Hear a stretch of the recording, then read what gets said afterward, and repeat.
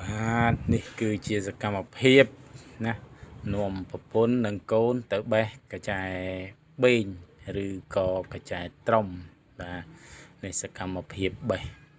នេះមើលទៅវាដូចជាមួយផ្លែដែរប៉ុន្តែជាក់ស្ដែងគឺមួយព្រឹកបាទទម្រាំទៅបានកញ្ចែប៉ុណ្ណឹងឯងឥឡូវយើងចាប់ផ្ដើមដាក់បំពងមកមុននឹងបំពងហ្នឹងយើងកាត់ស្លាបកាត់ជើងកាត់ក្បាលវាស្អាតសិនលាងទឹកឲ្យស្អាតហើយបានយើងយកទៅបំពងតែមុននឹងបំពងនេះយើងដាក់ជាមួយទឹកណាដាក់ឲ្យវាឆ្អិនតិចទៅចាំយើងចាក់ខ្លាញ់ចូលហើយយើងដាក់បំពងវាជាមួយម្ទេសជាមួយគ្រឿងអីតិចតួចទៅហើយយើងលីងវាឲ្យស្រួយស្រាប់មានរសជាតិហើយចាំយើងដាក់លាយជាមួយ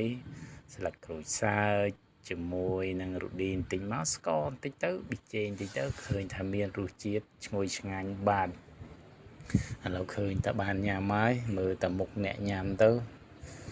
ដឹងតែមានជាតិឆ្ងាញ់ហ្មងអញ្ចឹងចុងវីដេអូនេះសូមបងប្អូនជួយ follow page ម្នាក់មួយផងនិងជួយ subscribe YouTube ម្នាក់មួយផងពុកម៉ែបងប្អូន